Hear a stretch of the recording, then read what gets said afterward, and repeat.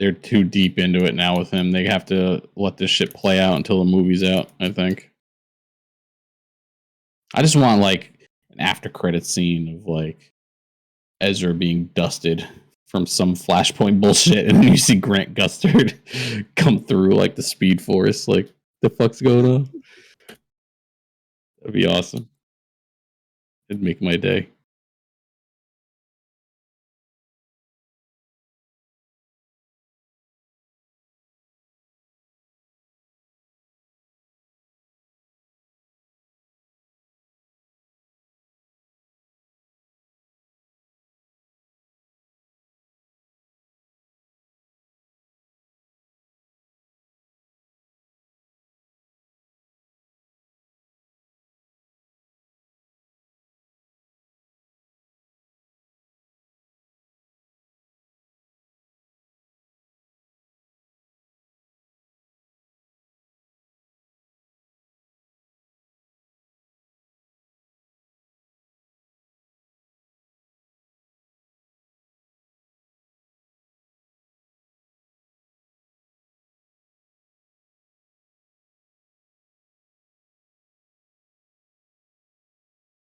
Yeah, yeah.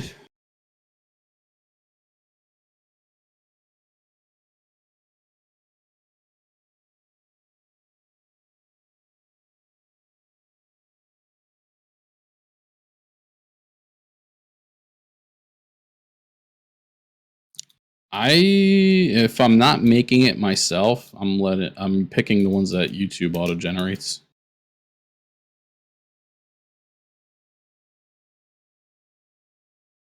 It's a pain in the ass to make thumbnails.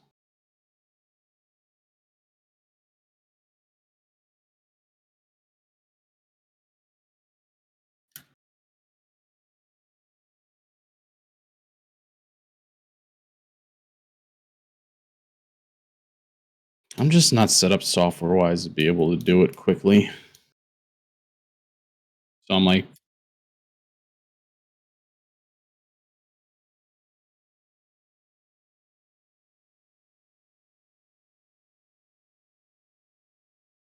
yeah.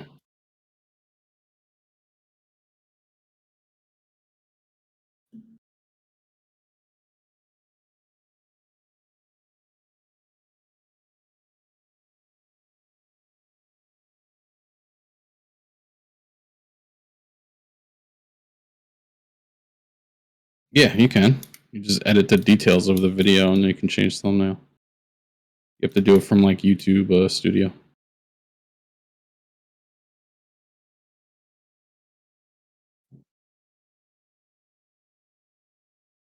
Go.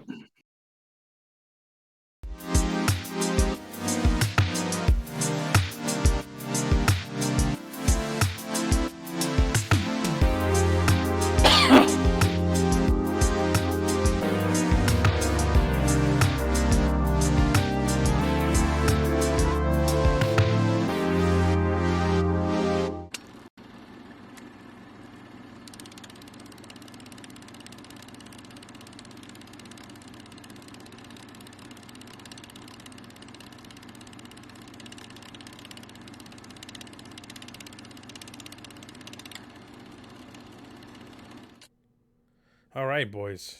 Finally. We are finally live. Yo. What's up, Gen Nation? What is going on? In true to form for the Theater Room podcast, just a non-stop train wreck. We got problem after problem. I apologize for anyone who jumps in, for anyone who watches on YouTube. It took a long time, but we are here. We are alive. And we got a ton of shit to talk about. And it was hard not to talk about this stuff offline. But we got a ton of stuff to talk about. Real quick, thank you guys for jumping in. You'll notice anyone who's watching a different look. If you haven't already, before we get into the meat and potatoes, like and subscribe all over the place. Twitter, Twitch, Facebook, Snapchat, YouTube. GGENetwork or GGEN. You can find us all on all those platforms. And we just put our Black Adam trailer reaction up on YouTube. So keep a lookout for that. We have 2 parts of the Multiversal podcast that went live over the last few days. And that's live on YouTube if you want to watch the replay, but also in the podcasting formats, anywhere you can listen to podcasts. So take a look at that as well. And yeah, let's get into it. So maybe right now I have the Lucasfilm video up, but maybe I should pull up Black Adam so we can chat about that a little bit longer. Not like we didn't break it down too much anyway. But for anyone who didn't watch the reaction yet, give it a shot and let us know what you think. I want to know what you guys thought of the trailer. But as we said very briefly before, I'm not that excited about it. I know, Scythe, you are, but the trailer didn't wow me like I kind of hoped it would. I get it. I'm not like overly excited like I was for Doctor Strange or anything like that, but I don't know. Like I was saying in the reaction video, just regardless of the movie and how much The Rock is The Rock, it's still always a fun movie to watch when he's in something. So I'm just excited just based off that alone, and the fact that it's revolving around a superhero in the DC world is pretty cool. Yeah, so. Yeah. I mean, if he's a superhero, huh? If he's a superhero, if he's a superhero, the anti-hero Rock. Just remember, even if he is a superhero, he kills people. He'll remind you of that over and over again. Yeah. We'll see. I Zuplex, you said in previous theater room podcast, you said it on the reaction. The Rock plays The Rock. Every character he plays, it's The Rock as so and so. So I really think he's channeling his inner like acting and does not want to come off as the same kind of Rock persona. But the trailers can show you a lot, and then the movie can be something completely different. So we'll see what happens when it comes out. We really don't know. Yeah. Real quick, Buttersworth, thanks for jumping in, man. I can always count on you. He said, first he said, holy hell, I can finally watch it live. So thanks for making me feel bad after all the issues. It's not like I wasn't stressing enough. Texas internet does suck. I apologize. And but then he also said, Scythe, he said, congratulations on the MJF video reaching 1K views real quick. Hell yeah. That video is skyrocketing. I just want to thank everybody watching. Man. I also want to thank Mr. Buttersworth because he's the one that recommended that video. So it's a big shout out to him for being that funny. Isn't thanks MJF for being a whack job? I'm not the biggest wrestling fan, but isn't he the one that just dropped a major F-bomb on I don't know. He's the one that he went all over the place. He was just shitting on everything. But yeah, that's the same guy. Well, congrats, Scythe. I think that's the first YouTube video on the channel that hit over 1,000. So I'll drink to that, even though I'm not drinking any alcohol today. I'll sip my water gracefully for that. Go for it. Pinky's out for 1K. So we're not going to get too much into Black Adam because we did just do a reaction video. Like I said, it's out. It's live on YouTube now if you want to check it out after the podcast. But let's kind of switch gears a little bit to Star Wars because that's honestly what I'm more excited about. Are you guys fully caught up, including today's episode for Obi-Wan? Let's Yes. go. So what do you guys think? Listen, I'm a Star Wars fanboy. I'm not the type of fanboy that loves everything. If I have my opinions. If I don't like it, I don't like it. We've talked, and I'll say it again, Scythe, live on air. Yep. In my opinion, The Last Jedi is one of the best Star Wars movies. One of the best Star Wars movies. How is that one of the best though? Because it makes it one of the best. Something different. Because visually, it's one of the prettiest movies ever. First of all, visually. Okay, go watch Avatar then. Avatar's not that movie compared to Star Wars. I'm saying as far as being a pretty movie, like we're talking Star Wars though. We're talking Star Wars. It's one of the more stunning Star Wars movies. I will say, oh man, I don't understand the hate The Last Jedi gets. I don't either. I mean, Canto Bight, the whole wasn't scene I get, but good. Like everything about that movie, like that's not true. The fact, you have Force Luke brushing his shoulder off, just being a log standing there. Like it was such a boring fight. When the fact that you say that, you miss the whole point of the fight of that scene. No. Because I didn't want that fight that I saw. It was garbage. We got the lightsaber fight in the movie. That was before that moment. That moment was not about lightsabers. It was not about measuring dicks. It was about It Luke could basically have saying to been. Kylo, It "I'm could have stronger than been. you," and that's it. It could have been something epic, where they had somewhat of a fight, because what we got was nothing. And No, we got Luke using his eventually years of him experience. realizing he's not actually there. We got Luke keeping his calm, using years of experience to win the day. We got Kylo being immature and letting the anger take over and not paying attention. Was dog in shit. That Star Wars movie that we have never seen in a Star Wars movie before. Right. Yeah. Okay. Right. We got the Holo maneuver, which was baller as hell. The Holo maneuver alone got me so amped in that movie. Right. That whole scene was fantastic. It looked good. The sound was good. Amazing. The only is that where with the untimely passing, like, listen, we'll call a spade here. With the untimely passing of I can't remember. Carrie Fisher. Carrie Fisher. Wow, I kept wanting to say Carrie Underwood, and I know that's wrong. Buttersworth says it was good, but it wasn't the best. Carrie Fisher. Far from the best. Had to do some creative workarounds story-wise. There's some corny parts to the movie. I'm not gonna lie. The only two corny parts are her force flying through space. That was god awful. That was just cheesy. I even said out loud in theaters, like, "Oh, come on!" Like, that was dumb. And the whole casino scene, like, that was just kind of a waste. Like, casino was stupid. Yeah, like, that was all dumb. Rose being trying to make out with Finn during a battle. The Luke thing, despite what you guys said, was amazing. The most shit character they ever brought into Star Wars. Rose, it was? Yeah. Oh, Rose. And that's not racist hate. That's just an unnecessary character that had no point to be in the movies. No. But that being said, there's a lot of good that came out, that I liked in those movies. They continued to waste. What was her face? How was her name? The silver stormtrooper. The hell was her name? Photon. Phasma. But there's no difference between that and Boba Fett in the original trilogy. I mean, they basically just did what the original trilogy did, and then they changed some things to try something new. I mean, Snoke is basically the Emperor from the original trilogy, and Phasma is Boba Fett from the original trilogy. How they handled Snoke ended up being just like a puppet. Snoke wound up being like the Wizard of Oz. Yeah. But we didn't know that at the time. But in the original trilogy, when that ended, we knew nothing about the Emperor. We had no backstory on him. Like, it's the same best part of that movie was the Rey Kylo fighting the whatever they call him. That was an amazing scene.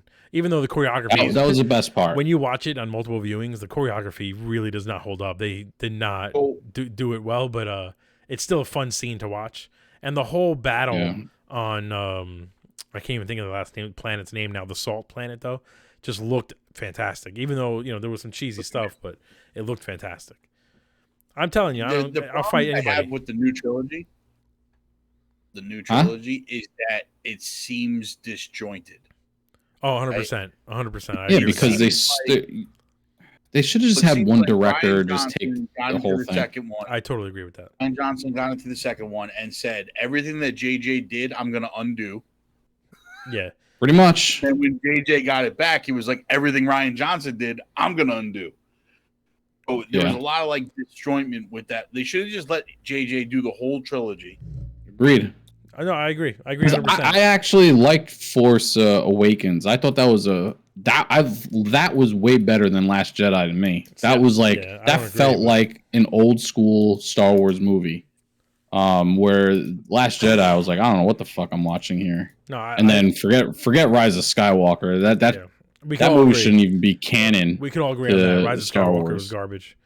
And I've watched it so many times, just trying to fall in love with some aspect of it. Once was enough. It's just garbage. Again, it seems like Rise of Skywalker, the problem was that Ryan Johnson was trying to do his own thing outside of the overall storyline was, and just like everything that JJ showed you in Force Awakens, we're going to undo in this movie. Then JJ tried to bring it all back in Last Jedi. Just Yeah, he tried to reverse the fuckery that Rian Johnson did, and exactly. it didn't work. But that was a problem. The first 20 minutes of Rise of Skywalker is literally just like a scene of, oh, Kylo Ren smashed his helmet. Here, we're gonna fix it. Oh, he didn't mention the Knights of Ren. Here, they're here now. Like the whole first 20 minutes was just him going, okay, all that's done. Let's move forward, and then giving us, a fake Chewie death, and then 2 seconds later showing us, no, don't cry because he is alive. I'm like, what, like.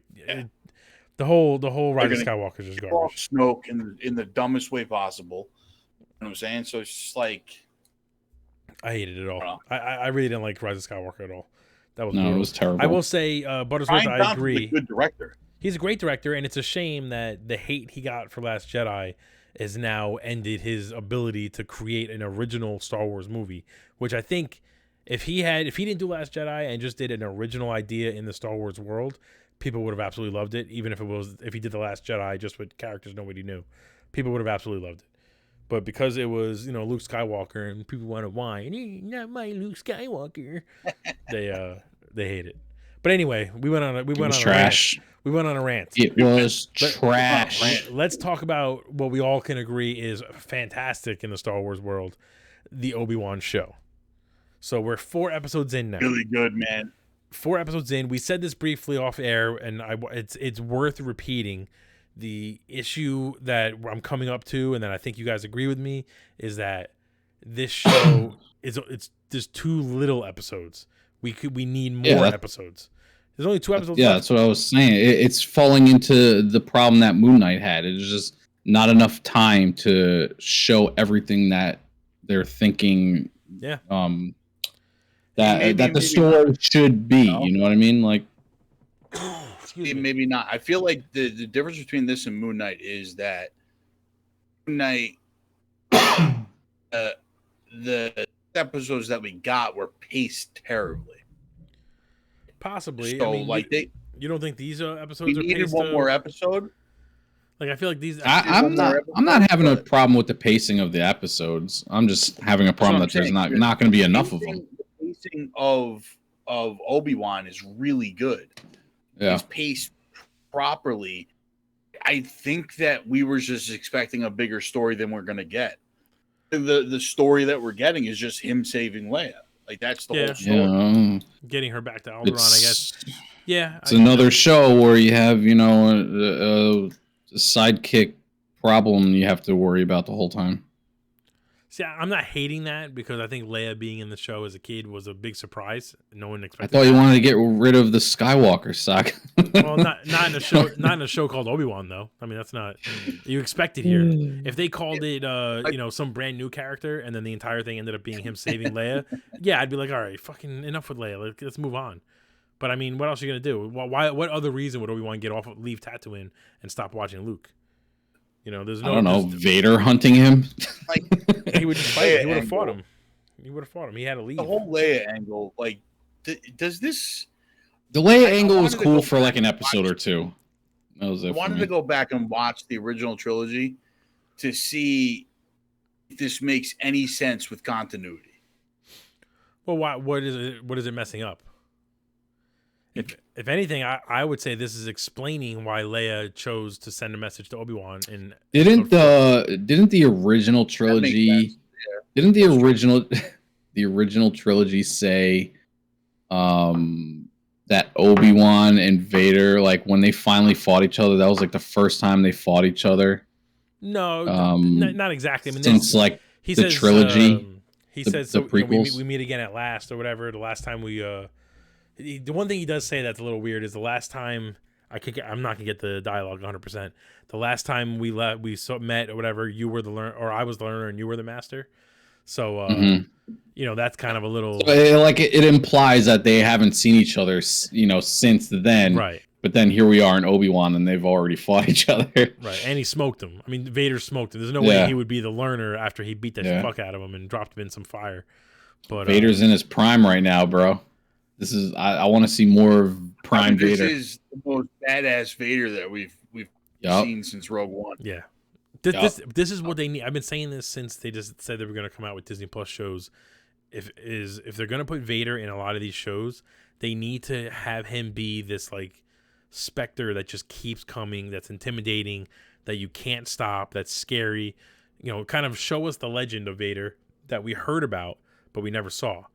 We always heard this guy's scary, you don't want to fight him, if you see him run, but you never saw him do anything besides fight Luke, and he wasn't in Empire Strikes Back. He's not really fighting him. He's kind of just toying with them to kind of fuck him up a little bit.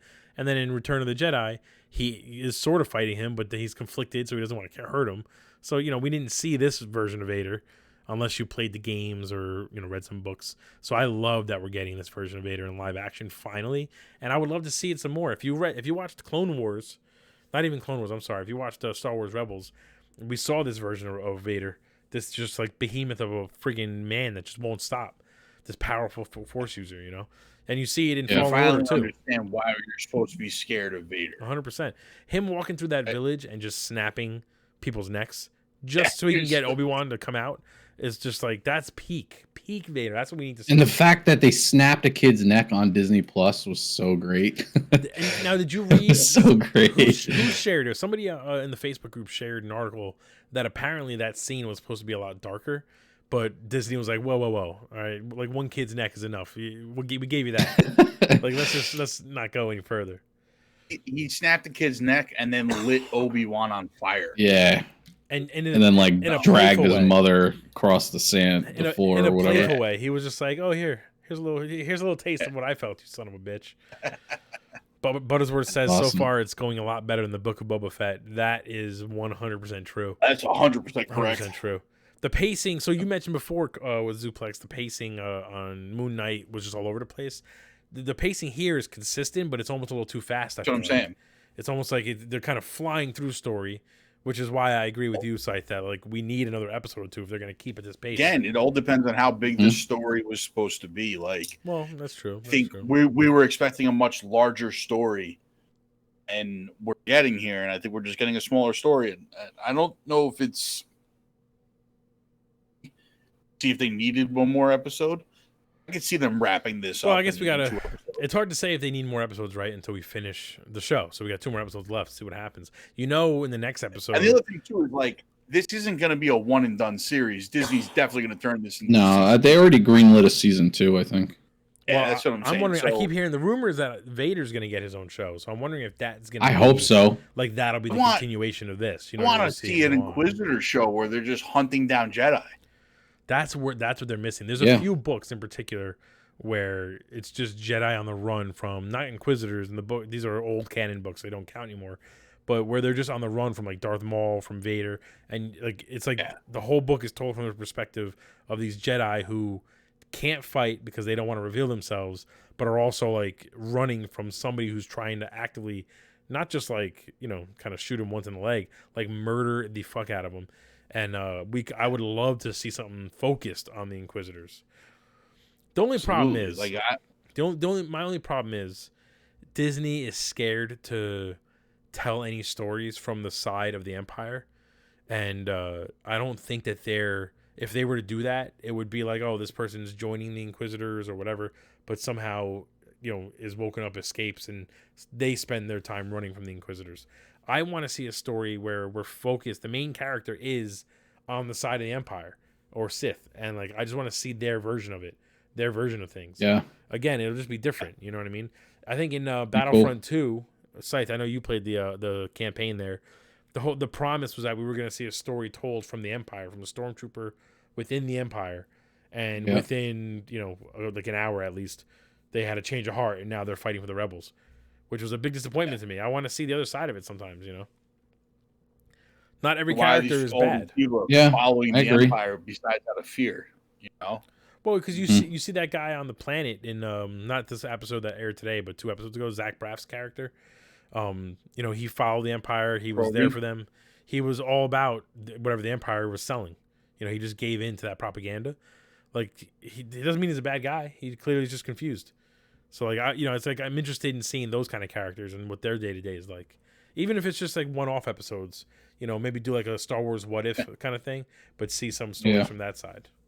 They did that anime Star Wars Visions, yep. Star Wars Visions. And they announced a season 2 or volume 2, I should say. I'll tell you right now that one I think I watched all of them. But the one that's like the samurai. Oh, I love that one. That was the first one, I think. It got used all over TikTok. That got so popular really quickly. Yeah, that was amazing.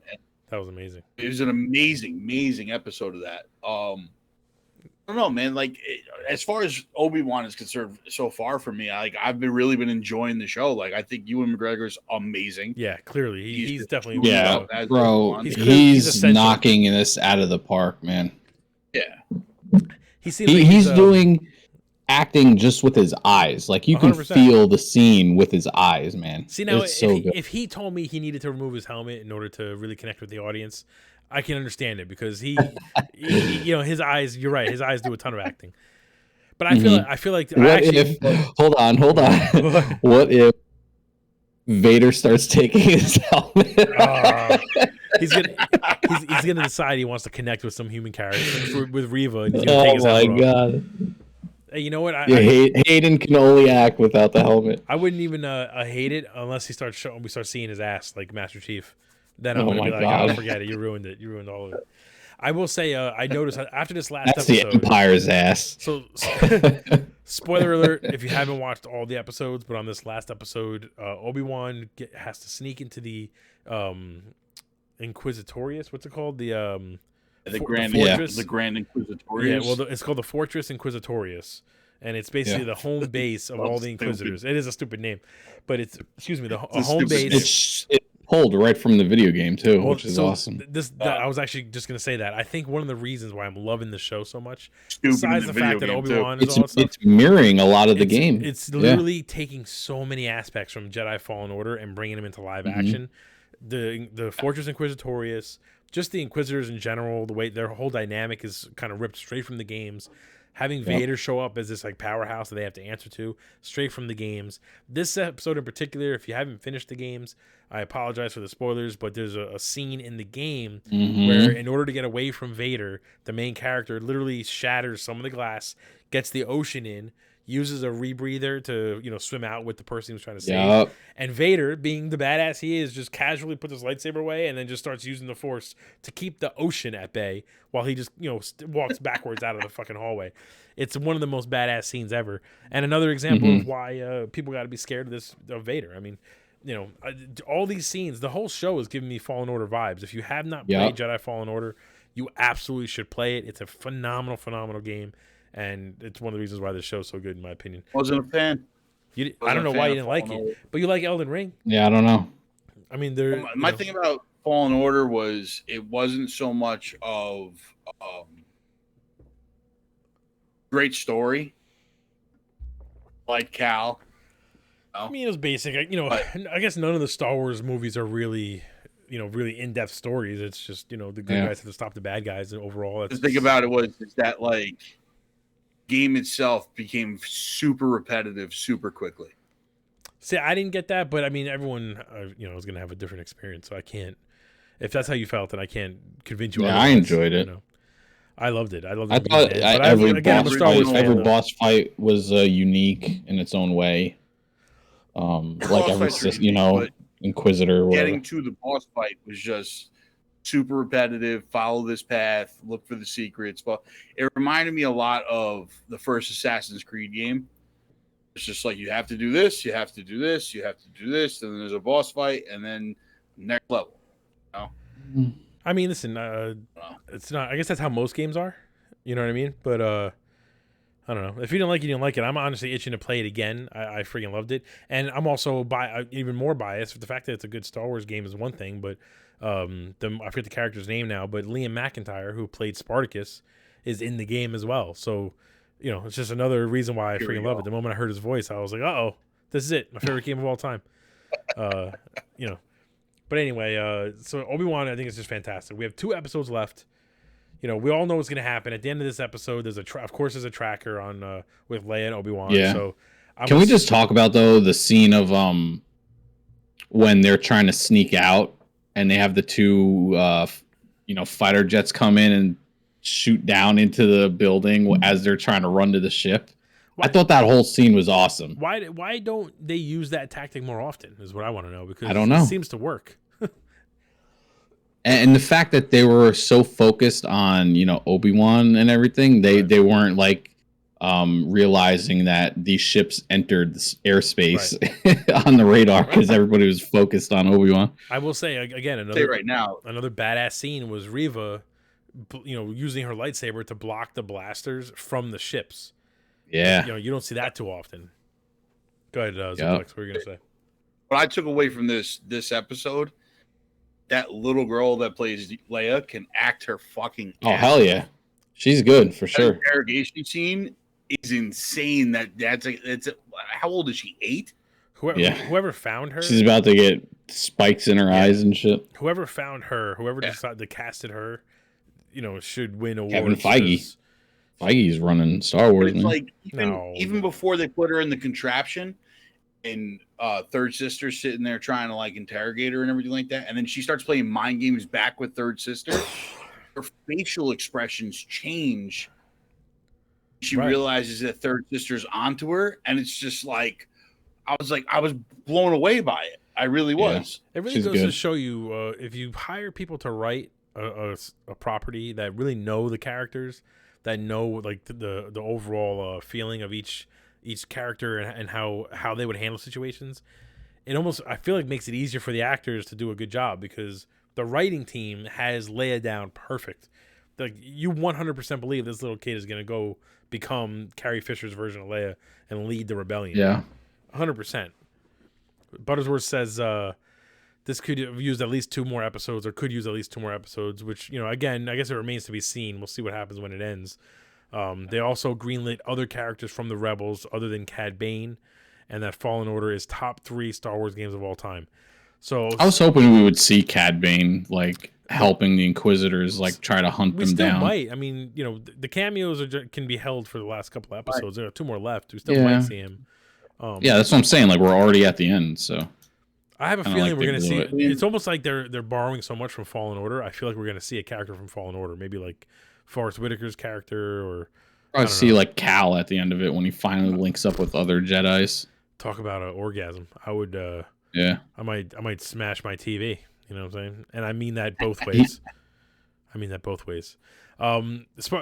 Speaking of the other characters from Rebels, they did announce. So that we didn't see it. They didn't release the trailer for it yet. But the Ahsoka show apparently had some footage shown at Star Wars Celebration, and they showed essentially almost every character. They showed the trailer, but they basically confirmed every character pretty much from the Rebels cartoon is going to be live action at this point. The only ones they haven't fully shown are Ezra and Thrawn, and I feel like those are 2 characters that need to make a live action debut.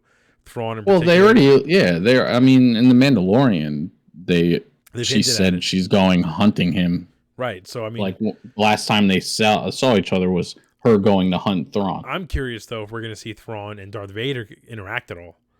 That would be awesome. That'd be fucking fantastic. I mean, Kathleen Kennedy did say when they first started these Disney Plus shows that the Star Wars shows in particular were going to work kind of like similar to Avengers, tell this like a cohesive story and build towards a major crossover.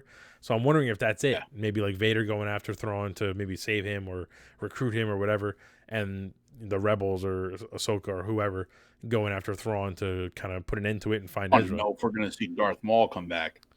I would love to, but if it's not Ray Park, I'm going to be very upset about it. It's got to be Ray Park. It's one of the few things I can put my foot down on. They get Scott Adkison. Well, I'm still thinking we're going to see Mace Windu at some point.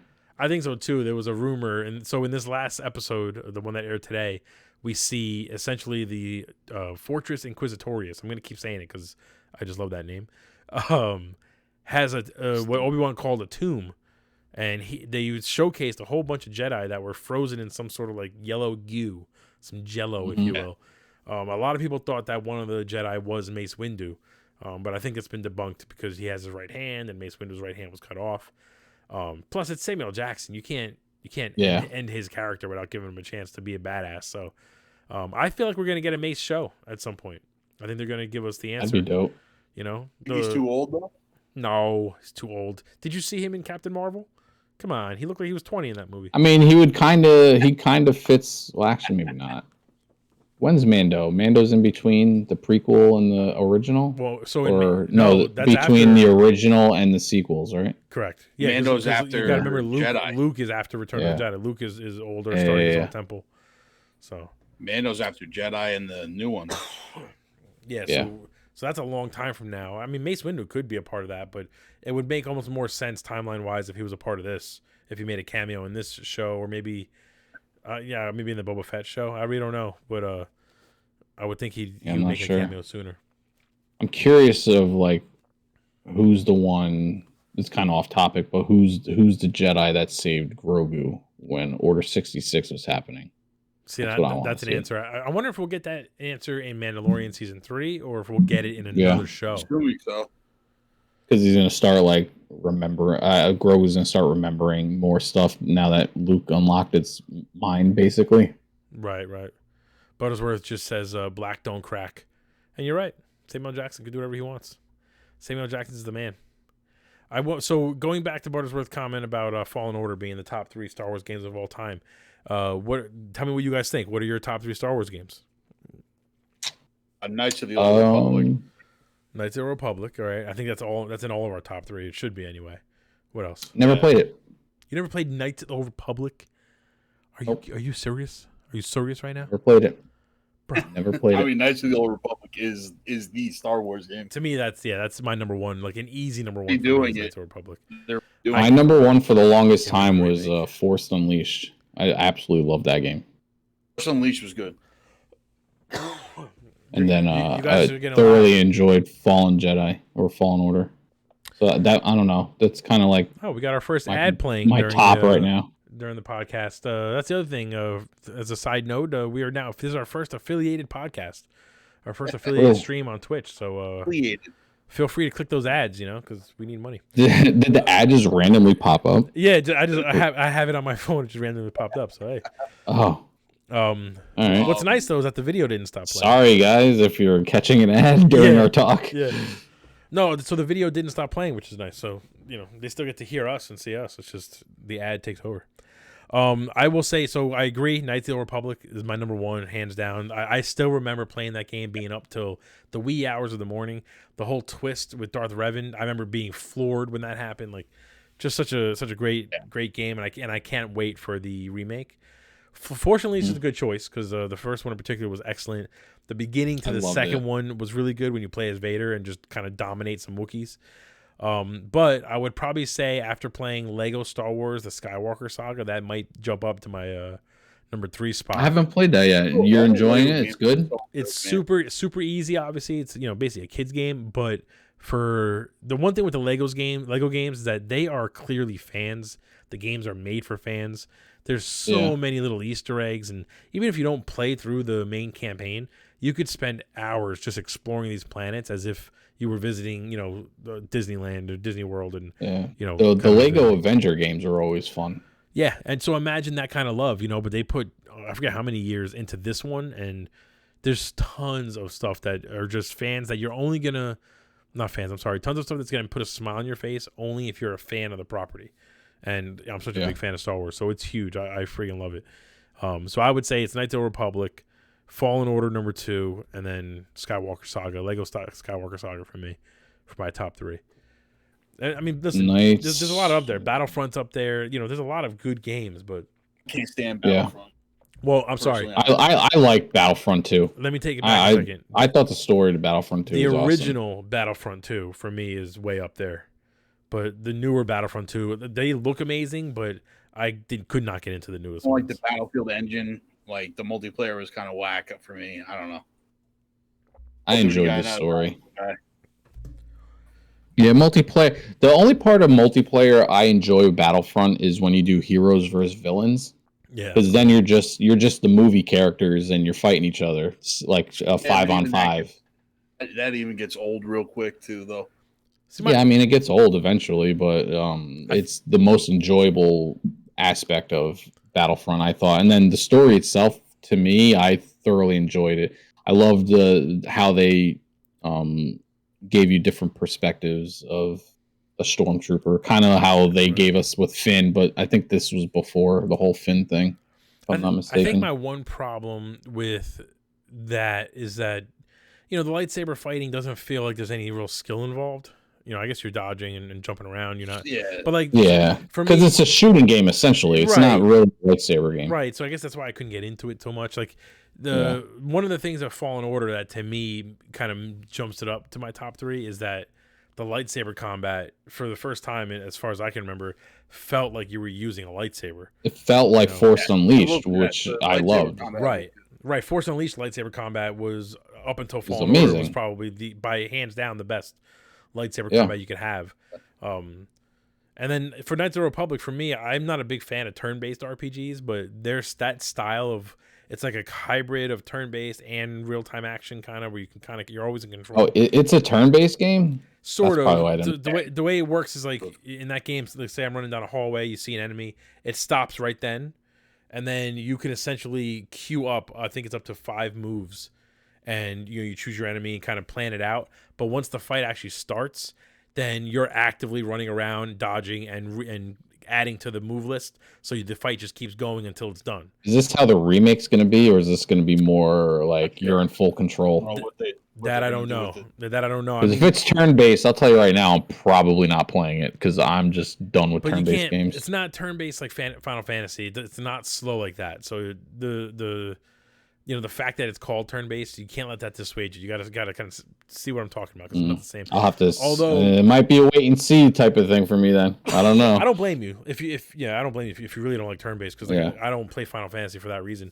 But the Final Fantasy 7 remake that just came out, they completely went from turn-based to full-blown action. Yeah, they changed it. Which that's if they're doing that, then that's awesome. I'm down for that. They very might do it. They're building it from the ground up, so it's very possible. Yeah. Yeah, I think turn-based games is it's old school. I don't really think it has a place now, in my opinion. Yeah, I kind of think it's too slow. Even like Paper Mario on Nintendo Switch, it's not. It's sort of like turn-based, but it just, to me, it slows down the pacing of the game so much that. Yeah, although there is one turn-based game that I will play to this day, every time it comes out, and that's the South Park games, because they're fucking hilarious. You know what? That's a good point, because the Fractured Butthole was unbelievable, and it's all turned. That game was amazing. Fractured Butthole was absolutely amazing. It's one of the greatest turn-based games I ever played in my life. That game was fantastic. Can we just briefly talk about how Matt Stone and Trey Parker created a game that went onto shelves called The Fractured Butthole, and no one seems to react to that. Like, it's just so. They had Jared from Subway. They had Jared from Subway just mayo on a girl because he's jerking a sandwich. Like, what is this game? That game is fantastic. I'll never forget the first time I fought the priests, and the one priest is spanking him or whipping himself with the rosary bead. Oh, you're a bad boy, as he's attacking. Like, it's just so, Morgan Freeman. It's so bad. Gets upset when you fart. It's so bad in the best way. Fucks you up. Like, it's just so good. You're making me go to Canada and it turns into 8-bit. I almost lost it. It's just fantastic. Yeah, lost it. So anyone listening, the Star Wars games, especially the South Park games, the last 2 of them, are absolutely worth playing for the humor alone. It's 100%. It's the stick of truth. Is that what it is? Stick of truth and fractured butthole. And then the fractured butthole. The fractured butthole, not butthole, but hole. Just so good. Yep. Besides Obi-Wan, there was another release today, another premiere. Moving over to the MCU side of things, Miss Marvel episode 1 just came out. Did you guys watch it? Did you guys watch today? Unfortunately. I watched it. I didn't watch yet. I'm going to watch. I read about it and all that stuff. But what did you guys think? Yeah. Curious to hear what your thoughts were on that show. Wait, do you want to start it off? Go ahead. So I liked it more than I thought I was going to. Being said, I had a really low bar going into the show. So it's not like they knocked it out of the park. I think stylistically, it's a good looking show. Like, they're doing a lot of like different things. It's obviously a younger audience they're looking for. It's obviously like a high school commie type of adventure show with kids. I mean, the trailer alone basically showed you all that, right? All like the that being said, stuff in the air. I think the big problem that they're going to have with this show is that she is so unlikable. Really? That's interesting. Yeah, like there's parts of this first episode where they really deviated from the comics as far as like the nature of her character, which I'm never really a big fan of. I do, because like there's a whole point in the show where like, all right, so the whole first episode is basically them trying to Avengers Con, which is like the big new con. It was basically like based off the Avengers game. That's how the game started. Yeah. But the part that they changed from the Avengers game was the part where like her father, who is like champion for her all the time against her mom, is like, I thought he was a great character, by the way. Yeah, he's awesome. Like the guy that's playing him is great and everything like that. The character's great. And like there's that whole scene where they're like, all right, we're gonna let you go, but you have to take Appa, and he's dressed as like a Muslim Hulk. Yeah, like, it was awesome. Great, and he's face painted green, and he's like, "Let's go." Full character. He was full character. Like, you're gonna embarrass me, and like breaks this man's heart. Yep. It's just like you're sitting there going, like, the Kamala Khan that they wrote in the comics would never have done that. It made her so unlikable. Yeah. But do you think that that's the whole point, is that she starts off being unlikable like that, and then, you know, she kind of like learns the error of her ways by the end of the show? It just put such a bad taste in my mouth for it that it's just like, all right, so they introduced America Chavez in Doctor Strange. I thought the actress that played her was amazing. I thought she was super likable. I thought she could definitely be like, a hero for a young Avengers crowd later on, blah, blah, blah. This, I'm starting to like already dislike Kamala Khan. Wow. That's interesting. From like this first episode. There's also a whole point where like she wrecks Avengers Con because she gets her powers there from a bracelet. Yeah. And she's got a chance to save somebody. She lets this chick get smacked by a giant Thor hammer. Mm-hmm. She's like, get down, and then she just jumps out of the way. She could have easily grabbed the girl and got her out of the way of the giant Thor hammer. It's like eventually she uses her power to save her, like by stretching out a big weird arm thing. Yeah, the whole thing was dumb. I didn't hear that many negative things about it just throughout the day, so I'm surprised that you're going on this little rant here. It's a very average to below average show. Like it wasn't anything special to it, in my opinion. The show I enjoyed everyone around Kamala. I couldn't stand Kamala, and by the time we got to like Avengers Con, like the episode picked up and it was more enjoyable because it was more enjoyable as far as like seeing all the different merch and like, you know, the weird Comic-Con vibe, Avenger Con vibe thing. It was like a cool setting. The set, like I think Wade was saying, like the setting, the visuals of the show itself was awesome. Like you the camera panning to a brick wall and you're seeing animations and all kinds of, you know, comic bubbles pop up and like certain things like that. I thought that was cool, but back and forth, their emojis pop up and like they did a lot of cool things. And her friend was awesome. Bruno. Yeah, he was awesome, and he like, and he makes these cool gloves for her costume, and she just leaves them in the bathroom like a piece of shit. That's her arc. That's her story arc. You know, she's just a piece of shit with changed powers. I don't know. Shit in the beginning, and then she becomes a good guy. Yeah. Hey, listen. I mean, in all honesty, it's fitting because Captain Marvel's a piece of shit as well. So, well, I was going to say, technically, Tony Stark was a piece of shit in the beginning of his movie too. Yeah, but he's a likable piece of shit. He was likable. Yeah, but he's likable. Like, there's nothing likable about this character so far from what they've shown us. Now, maybe it changes. I'm not sure. Like, I don't know. The episode just felt draggy. That's funny. They try to make you feel bad for her, that like her super oppressive. There's a bit of mystery about what's going on, because like she gets her powers from this bracelet that her grandmother sent the family. So like her grandma's the first Miss Marvel. Yeah, like it made no sense. It made no sense. Well, I mean, listen, I'm chalking that up to they're trying to keep mystery and secrets for later on. Of course, yeah. I mean, you can't give all the answers right away. You can't blow everything in the first episode. You know, it's just I don't like. One tidbit that we did get from this is that Ant-Man has his own podcast. That's amazing.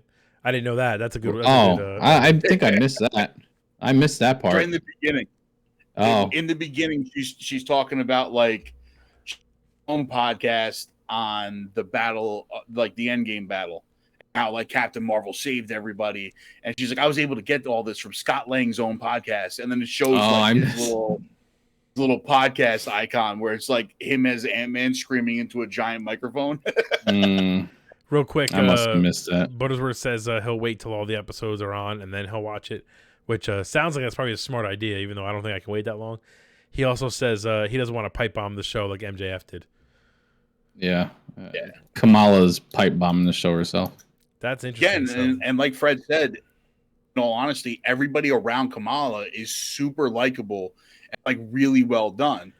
Even the brother like is really likable. Like he tries to help her out at one point, talk to his parents, let her go to Avengers Con, blah blah blah, and then she just shits on everybody. It's just like, so you don't think such a weird? You don't think? Yeah, it was strange. It didn't come off like it was done on purpose. Her being like kind of an asshole. No, you think it was more just like she was just an asshole. Like it wasn't an act. It didn't seem like an act. Like you make a good point with Tony Stark. It's like in the beginning he was a dick too, but he was charming in his like dickish ways. You know what I mean? He never made you kind of be like, fuck this guy.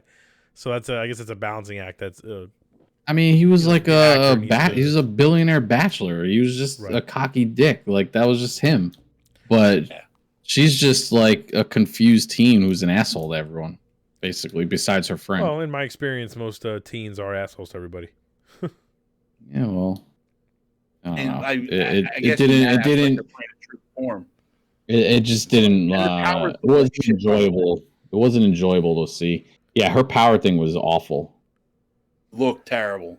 Oh, really? I didn't like it at all. So I'm not a fan. I don't like the fact that she's not an Inhuman. That just destroys her whole character for me. Like she's an Inhuman. Why is she not an Inhuman? See, I don't have any connection to her. Like I've never read the comics. I never really cared.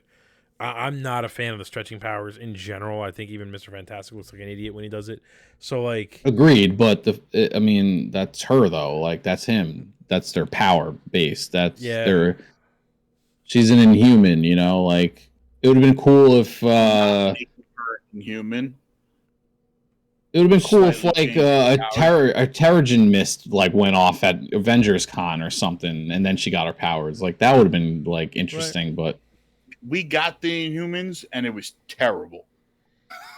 I wonder why. Though. You know who did Inhumans decent though was Agents of S.H.I.E.L.D. Like it made sense. But they're the same guys that did the Inhuman show off of the Inhumans from Agents of S.H.I.E.L.D. I don't think so. They were terrible. The Inhumans was supposed to be a movie, and then they decided not to put it in theaters, and they put it on ABC or something like that. It turned into a show. It had like 4 episodes. And it was garbage. It bombed. It was so bad. Yeah, because that was supposed to be the movie that went to theater, and they broke it up and put it on ABC. And that show had some good actors in it too. That was garbage. Yeah. Yeah, but I mean, the thing about it is that it's like understand wanting to bring him Kamala Khan. The real thing I'm interested in is like they're really trying to give us a bunch of hints. They're linking this to something. The bracelet looks like it could be kind of the same thing as the 10 rings. Right. Looks like it could kind of be something from the Eternals. You know what I'm saying? So there's a link coming somewhere in this show. You just feel it, like that. There's got to be more that's going on. It's gonna be something spacey, like it's got to be because she ends up. It's gonna be cosmic. Well, she ends up with Captain Marvel for the second Captain Marvel movie. So it's got to end up being something that kind of brings her into space. I think we end up seeing Kamal Nanjiani this show. You think so? I can see that. Yeah. I can see that happening. Yeah. Just kind of a crossover real quick. I mean, we got, how many episodes is it? I don't even know now. 8 episodes? Probably 8. Maybe. I don't think it's very long. I'm hoping for 6. Like, it's been my complaint the whole time, but now I'm hoping for 6. Start a petition. Maybe we can convince Disney to take 2 episodes off of Ms. Marvel and add 2 episodes to Obi-Wan. Because that's really what everyone's into anyway. Yeah. Pretty much. Speaking of Disney not fucking shit up, segue. The announcement was that Disney is not going to Disneyfy Deadpool 3. What do you guys think about that? That's a little impressive. I think it's bullshit. Because they're Disneyfying Daredevil apparently. So, but Daredevil is supposed to go on Disney Plus. Deadpool 3 is going into theaters. So I don't think they're going to Disneyfy Daredevil to the point that you really think that they are. I think they're going to. I hope not, because that's what made Daredevil great. You know, everything. That's definitely part of it. Netflix did. I think what they're going to do is tone down the violence. We're not going to see the bones breaking through skin. We're not going to see the beaten to a bloody pulp kind of thing. You know, I think we're still going to see some good fights and all that stuff, but I think they're going to tone down that violence. I hope not. We got a first-time chatter. I've got first-time chatter. Polar Knight says, I deleted the girl doing squats for $1 to follow you. 3, this better be worth it. That's all right, bro. Appreciate it. I gotta be honest, Polar Knights. I think the girl doing squats for $1 might be better. If I mean, I want you to hang out with us, but I don't know that I would have left. So, but yeah, so Deadpool 3 looks like it's gonna continue the foul mouth, Merc with a mouth, violence. I hope. In all honesty, like Ryan Reynolds would have told Disney to go fuck himself if they changed. I think he would have. I think he would have said, "Do what you're gonna do because you own the character." But I want no part of this, and I think he would have been vocal about that too. Listen, at the end of the day, Disney's about money, man. Like they want to make money. Right. They know if they put out a PG-13 Deadpool, it's not going to do as well as a rated R version. Well, they tried that. Not Disney, but Fox tried that with Deadpool 2. Remember, they released the censored version or whatever they called it, the PG-13 version. And nobody went to see it. I wouldn't be surprised. What's going to end up happening is Disney Plus is probably going to just turn to a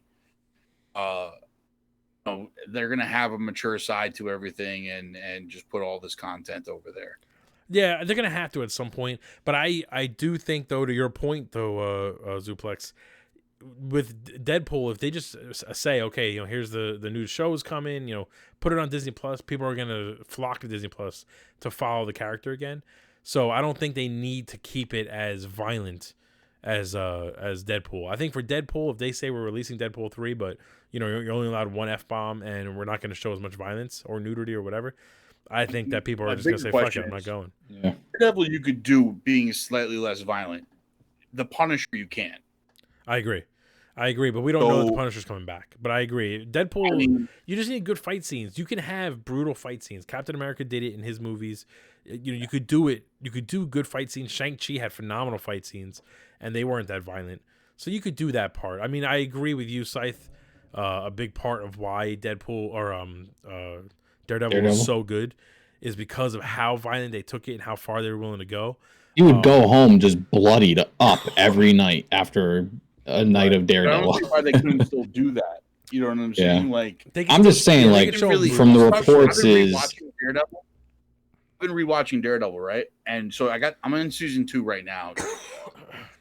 More brutal stuff that you see in season 2 isn't from Daredevil; it's from the Punisher. Like the prison fight scene where he's literally like stabbing dudes through the neck. Right. And you see it go in one side of the neck and come out the other with the shanks. Right. That we're not going to be seeing. That we won't get.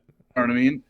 Like that, but that Punisher and everything. Like the Daredevil stuff, it's fight scenes in a dark hallway. You don't see a lot of blood and guts and stuff like that. It just feels real because you feel like he's getting hit hard and reactions are tough. So I don't see how they really need to tone that down at all. There's not a lot of blood and like you don't have to have spitting blood every time someone gets punched. You just show the punch, hear the crunch, and add a bruise or two. Exactly. As long as they get the same fight choreographers doing those hallway fight scenes, it's all about it. They'll be fine. Which they're going worried to. About it. To me, that's more important. If you don't get the same fight choreographers and just really put the effort into the stunts and all that stuff like you did in the show originally, that's where you're going to kind of lose the DNA of that show, and that's where it'll kind of ruin it for me. Speaking of segue here, speaking of keeping things rated R, they just announced a sequel to Joker 2. Or to Joker, I should say. I hate that. I don't think the movie needs a sequel. I don't get why we need to have another Joaquin Phoenix Joker movie. We saw what we had to see. What do you guys think? Say exactly why. Yeah. I hope nobody goes to see it. What else are we gonna see? Him just be weird and do that silly laugh? I mean, like, listen, I don't know. It's unnecessary. The first Joker movie I loved. Love that movie. I like the last 20 minutes of it. That was it. I enjoyed the whole movie. I thought it was fantastic. I think I'm more with the Zuplex. Literally watching a man slowly descend into madness for an hour and a half or 2 hours, whatever it was. Yeah. It was my eyes, it really was a masterpiece of a film. As same type of or whatever, but I don't know if it needs a sequel. I mean, I don't think it needs a sequel. But Top Gun didn't need a sequel, and the sequel to Top Gun was amazing. Right. I haven't seen it yet. I gotta go. But I think the argument can be made that Top Gun, there was more story to tell after the first Top Gun than there is for Joker. The story was this person, like, how does this guy go from Arthur Fleck to the Joker? They told us Harley Quinn. Well, that I agree. I think was it you who said it on Facebook that they'll probably set it up, like, so. In other words, he wasn't really the Joker, not the Joker that we know of as like the anti-Batman. The idea is that he almost maybe could inspire whoever that Joker becomes. So I feel like if they use Joker 2 to kind of bring it into the DC world, or connect it to Batman somehow, to Barry Keoghan's Joker. Real quick, cool. Shout out to Polar Knights for following the channel. Appreciate it. Yeah, man. Thank you so much, buddy. Thank you, Polar. I think. And let's not forget, he left a girl doing squats for $1 to follow the channel, and it's a very important distinction. That's how much better we are. So thank you, Polar Knights. Sorry, go ahead, Zuplex. I think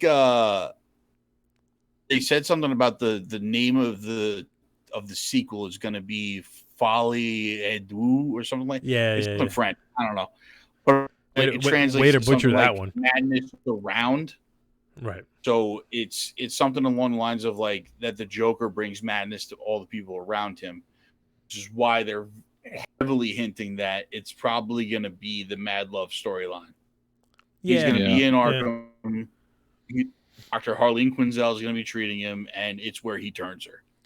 I just hate that we have like 7 fucking Jokers, man. I'm so over it. I do too, and I think I'm with you there. So this is where I'm just like, just streamline it a little bit. Just streamline it. With it. Yeah, you're doing so much. Let's kind of regroup here, Especially if The Rock is coming up with his own DC universe. Is this Joker a part of it? Like, I just don't. This is what I think DC should be doing, right? I'm tired of them trying to shoehorn a shared universe into this thing. That's what they need, though, man.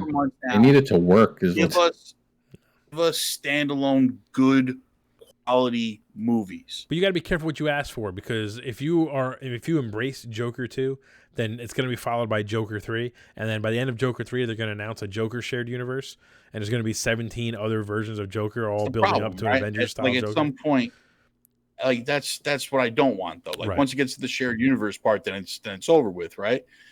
Gave us the Batman, which I thought was an achievement. Yes. Yeah. Saying. Yeah. For anyone who actually watched the movie. Not me, apparently. And you can everyone who enjoyed it. I watched it again. I still was just Batman like over there. Have that Batman over there doing his Batman thing, and then you have the Joker doing this. They don't need to like interact. Yeah, but that Batman has a Joker in Arkham. Like, it just doesn't make sense. Like, I don't need to see two different ones. Right. Well, if I don't need to see somehow two different ones. if they tie them together with the sequel, Doctor Strange's in the last movie. What are you complaining about? Yeah, but we're not in the multiverse for. Yeah, DC but yet. it's a multiverse. Come on, bro. This Come on. is like a multiverse. Then they need to establish that it's a multiverse for it to make any bit of sense. Right now, it's just random fucking Jokers. And that's just universe's Joker. That's all, man. Now you're talking nonsense. Overthink it, bro. Now you're talking Don't nonsense overthink to it. me. Okay, so then how many? So in Joker 9, where he finally fights Batman, who's going to be that Batman? Is it going to like what are we doing with this? Please, some kid it's not even alive yet. I don't know, man. It's not a fan. I don't like the one and dones, and I don't hate them, but I do feel like again, I don't hate them as long as they stay one and done. So this was a great movie. The first Joker movie was excellent. Joaquin Phoenix, killed it, the whole nine. But that's it. It should have been done. I just don't see the point. I don't see the point to doing another Joker movie. It doesn't make sense to me. But segue. Here's another segue. Ready for this one? Now, if it winds up being amazing, you're gonna eat your words, right? Well, no. I mean, yeah, no. I mean, I'll admit that it's good, but I'll still say it was unnecessary. But speaking of rated R superhero flicks, you ready? Did you guys watch episodes 1, 2, and 3 of The Boys? Of course. Only episode 1. So let's talk episode 1 real quick, because I mean, episode 2 and 3 had its moments, but the moment that's stealing the show so far. Hold on, before we get into this, I already know what you're gonna say. What? Fred, do you mind spoilers? And have either one of you guys read the comics?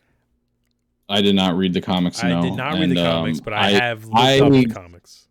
I'm a spoiler stickler, man. I hate being spoiled, but So we're only talking about episode 1 then. I can mute myself, and you guys give me a thumbs up, and I'll unmute. But let me ask you this question, though, Fred. So yeah, there's nothing, even in episodes 2 and 3, there's nothing that happens that, gives away a lot of story. You know what I mean? There's moments that happen that are just kind of cool moments. Is something that I want to bring up that bothered me a lot in episode 3. Really? All right, Fred, you're going to have to mute then. But first, wait, before you mute. Well, when we get to episode 2, let me know, and I'll mute it. Let's start with episode 1, and specifically, I want to talk about what your guys' thoughts were on the giant cock scene. What do you guys think about that? How did you react? That was not on my list of wild shit that I thought I would see on that show, and we see a lot of wild shit on that show. I was not expecting. I wasn't expecting that. Right now, they find ways to surprise us every season with this show. So, Carmine, did you read the comics? So, did anything like that happen in the comics? Don't remember anything that specific. Like, who's the artist that had to draw that scene out? Imagine getting that note. You know what I mean? I got a new project for you. I need a 10-foot large dick so that we can have somebody jump into it and climb in. I was dying, man, when I saw that scene. I made my wife watch it, even though she doesn't like any of that kind of stuff. I described it in detail to my mom just to be an asshole. It's such a funny scene when he says when the customer says, "I want you inside me." There's not one part of me that thought that. I thought he wanted to get fucking the ass or something. Then he shrunk down, and I was like, all right, like he's jumping into his ass. I guess that's a little weird, but whatever. And then I'm like, wait a minute, expecting that. Is that an ass? Like I was like, that's not how an ass looks. Like I was so naive. It took me so long to realize what was happening. He was climbing in, my God. And then I was like, oh wait, he's going into his dick. That's a magnified dick hole. What are we seeing right now? When he goes to full size in there. After he sneezes, that cracked me up. Blows this guy into a billion pieces. Like whoever thought of this is a goddamn genius. They really are. And then when the guy comes in there and sees what he does, his first reaction to get out of the situation was to shrink and try to get in the dude's asshole. He's gonna blow him up too. I was dying. Gonna try to Thanos. He's gonna try to Ant-Man Thanos him right there. And they capture him into a bag of cocaine. Just shake him around. It's genius. Just think about the whole sequence of events, right? He's doing drugs with a client. The guy's like, I want you inside of me. So he gets naked first, shrinks down onto the table, and then takes a running start and dives into his dick, rips the guy in half, and then tries to go inside of someone else's asshole so he can do the same thing to him, and then gets basically especially subdued. Like the part where he's inside the guy's dick and he's like rubbing the walls. It's one of the funniest things that you could see on TV, and I in particular, the one detail I love so much is the customers saying, "Oh, get to the prostate, get to the prostate." It's just so fantastic. Only the boys could give you something like this, and it cracked me up. It was so freaking. I love seeing a Homelander just like spiraling out of control in his head, like just everything around him is falling apart. He's not the guy anymore. You know? I mean, this is they've done a good job kind of teasing that and showing us little bits of that in the first 2 seasons, and I love that we're getting. It seems like we're getting that full culmination of that. And correct me if I'm wrong, Zuplex, but in the comics, it's basically the same path that he takes. He just kind of goes down the rabbit hole and starts to lose his mind. Yeah, I mean, they're definitely taking some big liberties that I didn't really care too much about in the first couple seasons. One of the big ones was Stormfront. Like, Stormfront is actually supposed to be like a well-known, almost doppelganger to Homelander on the Nazi side, and he's a guy, not a chick. Doesn't fall in love with Stormfront in the comics. Pretty interesting. That's pretty interesting. I do want to read the comics. He fights Stormfront. When were the comics written? I mean, in 2000s. I gotta look it up. I don't remember exactly. It'll be worth reading though. Yeah. I didn't really know about it until the show came out. Yeah. Same here. I mean, it was one of those ones that like came out around like the same time as Walking Dead. Right. If I remember correctly. When like that big indie comic boom happened. So it's pretty recent then. It wasn't like a thing that's been around and then they finally made a show on it. I'm trying to look it up now. An exact date. Yeah, 2006 to 2012 it ran. Okay. So it was relatively recent. Yeah. Another thing in episode 1, speaking of Stormfront, she is messed up, like just completely burned up. And his first thing is just, let me just pull my pants down. So with the one hand you do have, you can jerk off. It's just like, what is this dude's out of his mind, man? He don't care. So ridiculous. He just doesn't give a shit. But it's ridiculous in the best way. It's just like, yeah, like nothing about so it funny. makes you go, that's a little unnecessary. To me, it's like it's not even far enough. Go further. Like just push it as much as you can. Yeah, it's nuts. Yeah, 100%. The one thing that like kind of irritates me, and I kind of mentioned it offline to you guys in the chat, but I don't like how we're like just a year ahead of what happened. The time jump, it's like, and now this whole season, I feel like we're just as a viewer just gonna have to play catch up to what happened. You know what I mean? They dropped this into a point where there's stuff happening. Like, yeah, it's to me, it's a little bit of like lazy writing almost, where it's like the writers can't. They almost like write themselves into a corner with the finale. They don't know how to kind of write themselves out of the finale without kind of screwing things up. So they say, well, we'll just say, time passed and everyone kind of moved on. And then and then like you said, Zuplex, they'll drop us back in when things start to happen again. Lazy writing is probably not the right way to say it. I'm sure there's a strategy behind it all and all that stuff, but it kind of bothers me too a little bit, especially with the way last season ended. Like so many big things happened that it's like, I want to see the direct aftermath of it. And to say a year passed and like everyone's kind of just still living their lives, it's like, how? And everyone's all good. Like, how's that possible? Like, how is Homelander okay with Billy Butcher still? Like, I and the dude's like a superhuman FBI agent now. Yeah.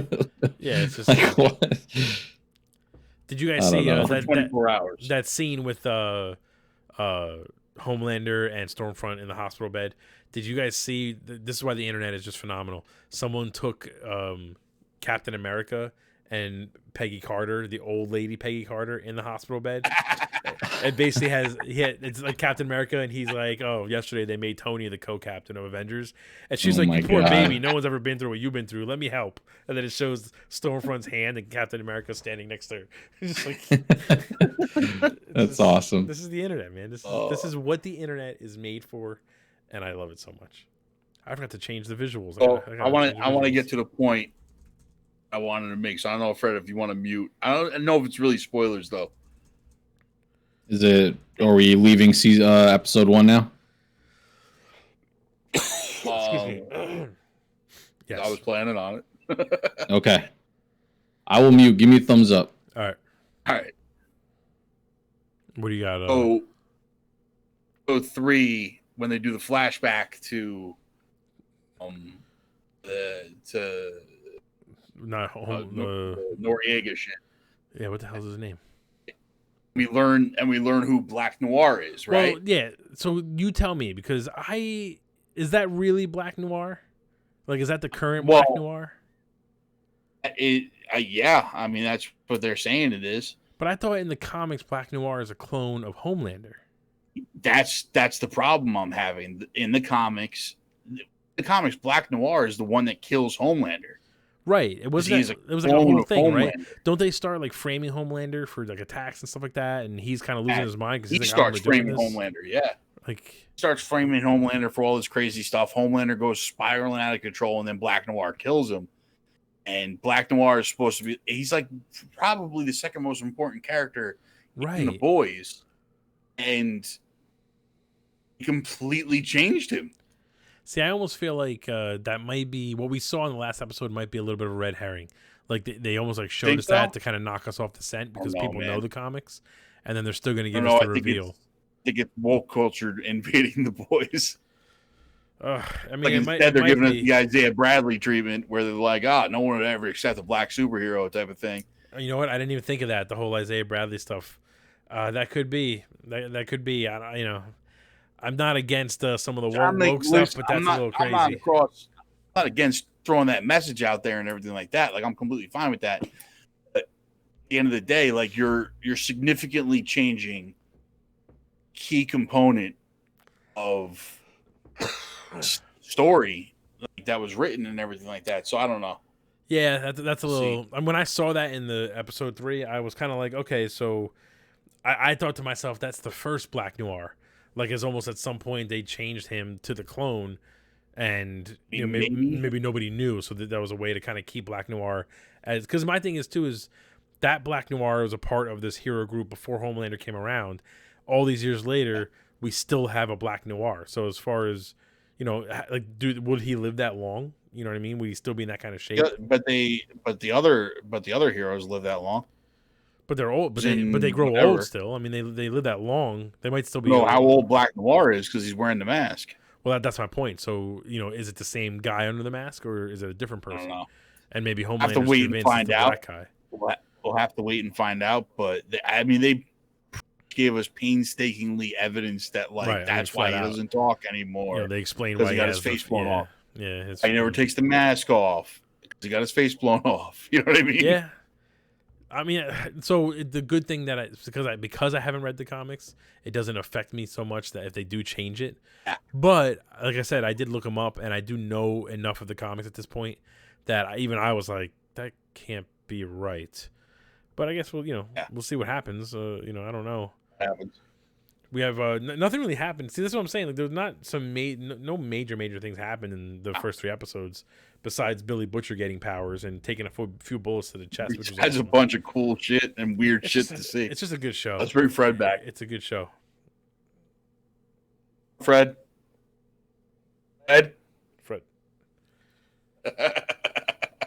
Got it. I don't want to. I didn't want to leave you out. They're waiting for like 5 minutes. Oh, really? So let's see. What's the segue from the boys? Let's talk about. We're talking about almost everything now. How about the Prey trailer? Did you guys watch that? The new Prey trailer just came out? Yes, I did. So I gotta say, after this new trailer, it's an extended trailer. It actually looks. It still doesn't look fantastic. Let's not get it twisted here. But it looks a lot better than I expected it based off the teaser. It looks a lot better than I thought it was going to look. I just like that. So they basically gave the Predator not a makeover, it's not the right word, but they made him, look almost like he's using tools similar to who he's hunting. The whole storyline. Here's my only problem though. I didn't even know this is based off the Predator. Oh yeah, no. This is basically a prequel to all the Predators, and it's him. It's a Predator on like a hunt back in the day when we didn't have the weapons we have now. Gotcha. Here's my thing though. My one problem: you can't have this girl. The main character is a female. She's not super strong or she's not a super soldier. How is she going to beat the Predator? At one point it looks like she's almost going to go toe to toe with him, and I'm like, it's just not. It's not realistic. I mean, I think they're going to focus on her outsmarting him with traps and stuff, but my biggest question is like Arnold Schwarzenegger. You could understand like, all right, he's a big dude, like he might actually be able to fight this thing. Every character since and every single Predator movie has just gotten smaller and smaller, and I'm like, that's not. How do you go toe to toe with him? Otherwise, I think it looks pretty cool. The setting looks cool. Like the overall story looks good. The fact that it's not going to theaters and it's going to Hulu is not a good sign. But I'm all for it. I'm still here to see it. I love the Predator character. So, and I'm all about it because, like, at the end of the day, you're gonna get to see the Predator kill a bunch of people. Right. Yeah, that'd be cool. He's gonna go. Apparently, he kills a grizzly bear. Right. Easily. So she can't hold a candle to the grizzly bear, and he kills it like it's nothing. You said this was going to Hulu? It's going straight to Hulu, yeah. I'm going to have to check that out. It's August? This is August 5th, yep. Just showed up. So I mean, it just looks cool. It is like a unique setting. I know like the forest is the forest, but the fact that it's like tribes going at it and like some like primitive weapons from early like war from British tribes and all that stuff are used against it. Like it looks like it's something unique and different than what we've seen before. I still think though that Predator 1's excellent, and Predators, the one with Adrian Brody, is probably my second favorite Predator movie. Yeah. Otherwise, I don't know that we really need any more of them because they only kind of screwed them up. But you could always use another Predator movie. Like I think you can make as many. Let's drop them into the Revolutionary War next. Like, let's just keep going, like, and see. Honestly, but they should pivot. The beauty of the Predator, you can literally pick it up in any time frame. They should almost pivot and make the Predator the main character, and just have the movies be about him or a Predator being dropped into different time frames or different planets and surviving. I would watch that. He doesn't even need to speak English. Just let him speak his normal Predator talk. Give me a couple subtitles, and let me just see that. That's what I would want to see. It's the beauty of the Predator. Like I said, man, you could literally drop him in any time space, any time frame, and just watch him be the Predator, So it's like, not like drop him into Native Americans. Let's see him slaughter a bunch of people. And then then someone's going to take him out somehow with like a tomahawk. Yeah. Whatever. I don't know how she's going to. That's what's going to happen. He's going to take his helmet off to try and like go toe to toe with her. She's going to throw a tomahawk and hit him right in the head. 2022 is the year of taking the helmet off. Yeah. And he's going to just go, oh, fuck, I should have left the helmet on. And then fall backwards and call it a day. Then he'll be embedded with Cortana. Cortana will be like, Master Chief. And he'll be like, stop it. Call me Predator from now on. We actually skipped over one thing I wanted to talk about was Stranger Things. Are you guys caught up on that? You guys like that show? What's going on here? I don't think Fred watches it, right? Nah, I stopped after season 2. Oh, so you're not really that into it anyway. Did you watch this season? The first part of this season, Carmine? I'm loving it. I loved it too. It's funny. Fred, why did you stop watching? What was it that made you? It's the type of thing where you just fall behind, and then it just gets so far beyond it, you just kind of fall off. Like now, I don't really care to go back and watch it. I get that. When I was watching Stranger Things, it was like, oh, I need to see what's coming next. I need to see, but after a while, it's like, I went this far without watching. I don't really care. I was gonna say, so you don't really plan on going back to watch it? I will say maybe eventually. I'm just not in a rush. I don't need to know right away. I'm one of the people who I kind of felt like it should have ended with the last season. I didn't think we needed a season 4. When they announced that they're doing, I think, a couple more seasons, I kind of rolled my eyes like you're kind of ruining it. You're going is season 5 supposed to be the final season? No, or are they doing? I think at least 6, but I want to say I read somewhere that they want to go. They have a story written out through 7 seasons. Oh my so god. that's a lot. Duffies know what they're doing, though. Well, so this is the point I was gonna make, is that I went into this season thinking like this is gonna be garbage. It's gonna be unnecessary. I don't know why they're doing this, and almost very quickly by the end of episode 1, I was kind of like, all right, you fucking got me. I'm into it. And then I just loved it. I mean, there's obviously little nitpicky things I could probably go over, but I really enjoyed the entire first part of this season, and I am amped for the next 2 episodes that come out in July. I really, really, really like this show. It got way more violent, much darker. Way more violent. Way more violent. I mean, some of the deaths in this season had me kind of wincing in my seat, which has not happened. The shootout scene was the house. Talk about the movie FBI making. agent. Oh my god, man, that scene is fantastic. In Russia is insane. Well, like when he was the prison escape scene. No, that was cool, but I will say the one thing is the whole Hopper storyline is just not necessary, not needed at all. He's still alive? I figured he would have died or somehow. So that's the one problem I have with this Russian season. gulag. Yeah, he's in a Russian gulag, and he spends the entire season, kind of like trying to get out, trying to find a way out of the prison. But like by the end of it, he has nothing he does affects the rest of the show. You could have removed him completely, and the entire show happens exactly how it happens. So, like, absolutely, it just to me, his character should have sacrificed himself. It would have been a better send off, and you would have felt more weight, I guess, on it. But we also have 2 more long episodes coming. Everybody up. Say it again. No, you broke up. Them splitting everybody up. Sorry, them splitting everybody up and giving us multiple storylines now. It breaks up the whole because now everybody's split up. You got 11. Right. She's stuck with Papa, and then you have the kids trying to save what's her face, the little redhead girl. I can't remember her name. We just watched it. I never remember names, bro. That's one of the more interesting parts of the show. Yeah, and then you have the older kids keep splitting from the younger kids, right. And then you got Hopper in Russia, and she's trying to save him, and then you got the other kids running from the feds. So that's one thing that cracks me up. This is one of those shows where it's like I wish they would put a line in there about how there's some sort of magic power that makes the parents horrendous, or all the adults horrendous adults. Because how did the same group of kids keep getting involved in every murder, and nobody thinks to themselves, I don't think we should let these kids out of our sight. Let's keep them in the room with us. Because 80s, man.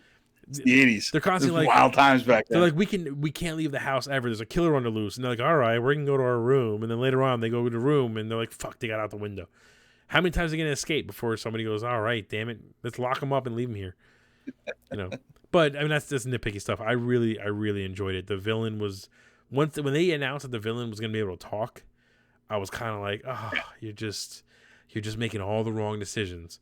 And then the villain talked, and I was like, all right, man, you won. You got me on this one. I concede. I really enjoyed it. It was they very know good. what they're doing. They keep giving us quality, even though we're like, I don't know. And then 2 episodes in, you're like, I can't wait to watch. Yeah. I flew. He's like, what was it? 6 episodes? 8 this episodes? Was a 7. Yeah, it was 6. Whatever it was. 6 or 7 episodes, and there's 2 more coming in July. By the time I get to 11 going batshit and going on, I'm like, where's the next 2 episodes? I was so mad that I had to wait for a part 2. I am interested in how they're going to end this, because they kind of have it set up in a way where it almost feels like unwinnable. But like you said, the Duffer Brothers know what they're doing. And if you do a quick search on YouTube, whatever, you can find. They've clearly been planning this out since season 1, and there's all these different hints that were dropped that we didn't even know were hints until when you watch it now, when you watch the older seasons. So I think it's worth watching for sure. If you are interested at all, Scythe, in catching up, you should probably catch up. Maybe wait until July so you can watch the entire season. Binge the whole thing.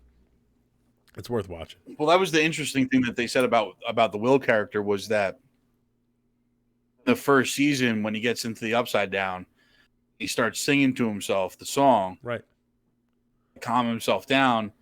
He didn't realize what was happening was that is actually his own life, right? Like how is the music? Like how crazy is it that connection was made all these years later, you know. And it doesn't feel like, just like the MCU, it doesn't feel like it was an accident. It really feels like it's planned out. Like they did this on purpose, dropped these breadcrumbs because they knew they were going to come back to them if they made it to 4 seasons. So it was really, really good. Genius writing. 100%. You know what they're doing, man. They're good, man. I'm with it. I'm along for the ride. Let's do it. Yeah, I agree. I think at this point, this season kind of won me over so much going into it, thinking like we didn't need it, that if they told me they're going to do 10 seasons, I'm just going to go, okay, yeah, I got it. I'm with you guys now. You know, I've officially switched sides. Maybe I'll go back to it. It's worth it. I think it's worth it for sure. It's definitely worth it. And then the last thing on my list of topics, because you know, it's not like we didn't have enough to talk about today. Sony announced, and I know Scythe, you talked about this on the Multiversal podcast. Sony confirmed that we're getting a God of War live action show for Amazon Prime. That we're getting a Horizon Zero Dawn show for Netflix. And we're getting a Gran Turismo live action movie made for theaters. Those are some big properties for Sony to put their money into to try and kind of grow. And I think, you know, I don't know about Gran Turismo, to be perfectly honest, but the Horizon. Yeah, I don't know how they're going to do that movie. Those two that games. Movie already was called Need for Speed. Yeah, and it was garbage. It was a horrible movie. That's what I'm saying. I just don't, you know, how do you turn a game like that? There's really no story as far as I know. I don't really play the Gran Turismo games, but there's no campaign. You're trying to upgrade your driver's license. That's your story. Right. Like, so, you know, I don't understand what. I never get past B. How are the writers going to turn that into a movie, you know? But God of War and Horizon are, you know, tailor-made for TV shows. Those are heavy hitters, man. And I'm glad they're not doing movies. I'm glad that they're doing shows, because the stories that those games have, you couldn't do in a movie. Yep. But let me ask you this question, though. Because they have so many characters, and just like squeezing it into a 2-hour movie, it just wouldn't make sense. So, but let me ask this question, though. God of War, do you take inspiration from the original trilogy, or do you focus on the current God of War? I think you have to go current. They're gonna go current, because as we've been able to tell with every show, the big hero has to have a child sidekick. That's the trend right now. But I tell you what I think they should do is, you know, I'm not a giant fan of adding flashbacks to, you know, to the style of a TV show, because generally they fall apart and you can't, you know, they're telling 2 separate stories and it just doesn't add up right. Like similar to Green Arrow, that show. The first 5 seasons, they kept flashing back, and at first it was cool, but then by season 3 and 4, it was like, all right, enough with these flashbacks. Yeah. However, if they do that with God of War, the main timeline is him now fighting the Norse gods or whatever, and they flash back to him fighting the Roman gods and doing his thing as the actual Spartan and the God of War and all that stuff. That could really work if they kind of splice those 2 storylines together in that way.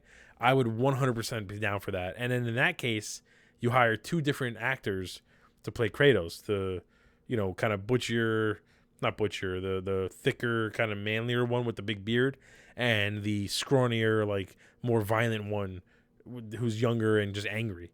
I would 100% love if they announced that. But who plays Kratos? You tell me. Gerard Butler. Gerard Butler. Maybe serious. in his 300 days, yes. You're going the new storyline, the older Kratos with the kid. You go with Gerard Butler. I don't know. See, I've heard about Gerard Butler. A lot of people said that online. I think Leonidas. Well, yeah, but back then, yes, you know. But Scythe, you mentioned. I know you mentioned in your Multiversal podcast, Dave Bautista, specifically for the looks, and he's also a good actor. For the looks, yeah. You know, he's a great actor though. So I mean, if they went with him, it's not a problem. But is he a great actor? He's a good actor. He's a much better actor than the. I think he's a good actor. Dare I say he's a better actor than The Rock? I would not say that. But you said before that The Rock plays The Rock in every movie. It's always The Rock. I'd rather watch The Rock in every movie than Dave Bautista trying to act. No, but you can't say that about Dave Bautista. In his roles in the James Bond movie, in Blade Runner, in Guardians, like he plays a different James Bond. He had no lines. He acts with his eyes, bro. We were just talking about that with Ewan McGregor. He acts with body slams. That's how he acts. No, you're not giving him enough credit. That's how he acted in the James Bond movie. I think Dave Bautista. You like him as Drax. I love him as Drax. Yeah, I love him as Drax for sure. I don't think he can bring the gravitas that you need to have. I don't know. And to be fair, Kratos doesn't need a lot of dialogue. He just needs to be like, boy, come here. That's true. I think you see that zombie heist movie on Netflix? Yeah, Army of the Dead. He was like the main star. Yeah, Army of the Dead. Is that what it was? He was terrible in that. Yeah, it was Army of the Dead. He wasn't terrible in that. That was when they were in Vegas, right? Yeah. Pretty bad. Uber, he was pretty bad. I didn't see Uber. Well, that was driver who was stupid, Uber, whatever it was called. Yeah, that movie was stupid though. That movie, because it was him and Kumail Nanjiani. That movie was horrendous. The whole idea of that movie was dumb. You know who would be good? Young Kratos, a younger Kratos, I should say. The guy who played Black Manta in Aquaman. I can see him doing it. Yeah, I feel like he's got the or even Mother's Milk. The guy who plays Mother's Milk could be a good Kratos, I think. You know what I mean? Obviously with the ash on his makeup and all that stuff. But I feel like the way to go with the show is to do the flashbacks and incorporate both storylines, the Norse gods and the Greek gods. That's my my thing. Who plays your hope? Who plays Aloy from Horizon? I don't know. Or Aloy. I mean, like the easy way out is Jennifer Lawrence, and just is that she doesn't fit the look. What's up? That's the main girl. Yeah. Yeah. You get the chick from Game of Thrones. Redhead chick from Game of Thrones. Sansa Stark? Not the witch. The one that ends up dying. And she takes Jon Snow's virginity. The wildling. Oh, Ygritte. That's actually not a bad choice. I didn't think of her. That could work. I don't even know who that is. I'll have to look it up. That could work, actually.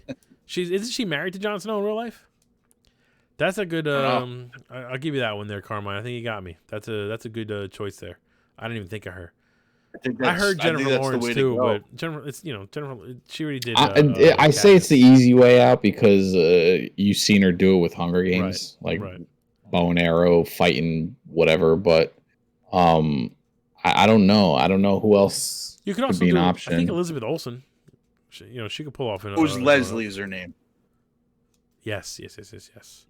That's a good choice. Look up Rose Leslie real quick and tell me this first picture isn't the chick from Horizon. Hold on.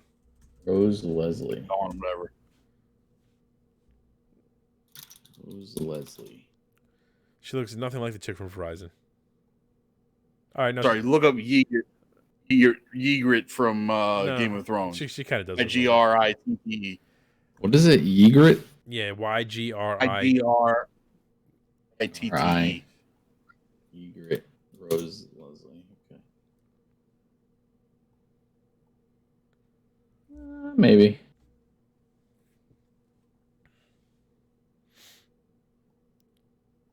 I don't know. I see what you're saying, but I think that's a good choice. But I think Elizabeth Olsen could also play Aloy. Maybe. Aloy. I don't know. I honestly think they're gonna go with no names. They'll go with people who aren't that huge. Probably.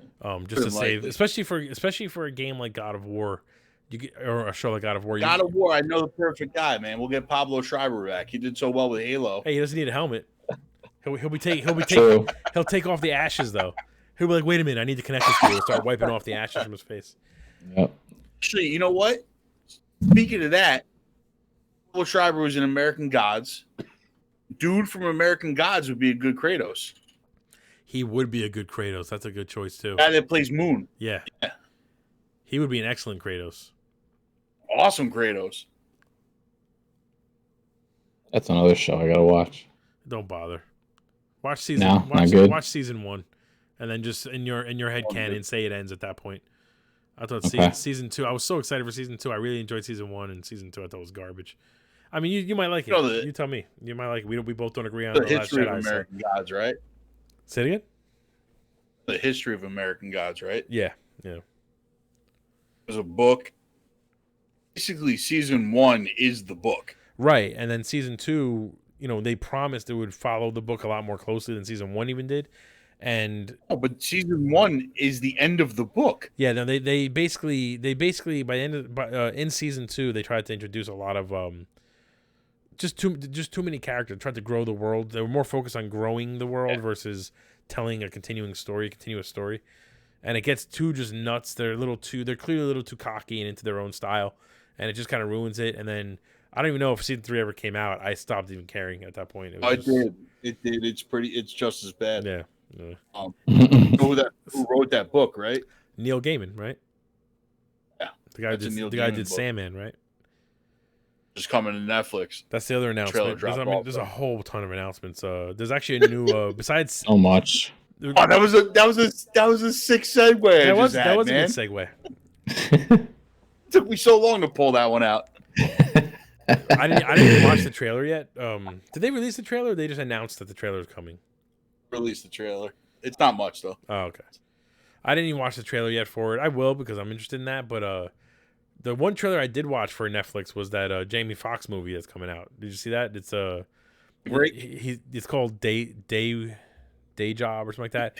Daybreak maybe. He's like basically a vampire hunter during the day. He gets paid for the fangs or whatever. But what makes me more intrigued is that the guy who did the Extraction movie with Chris Hemsworth is the one handling this movie. So that means that the action is going to be fucking fantastic. And to see someone like that do some vampire action should be pretty baller. Did you see the trailer for Toronto Man? I did not watch the trailer for that. Yeah, I saw it came out today though, but I didn't watch. There was so many trailers that come out in the last 2 weeks. It's been nuts. It's hard to keep up. I thought it looked interesting.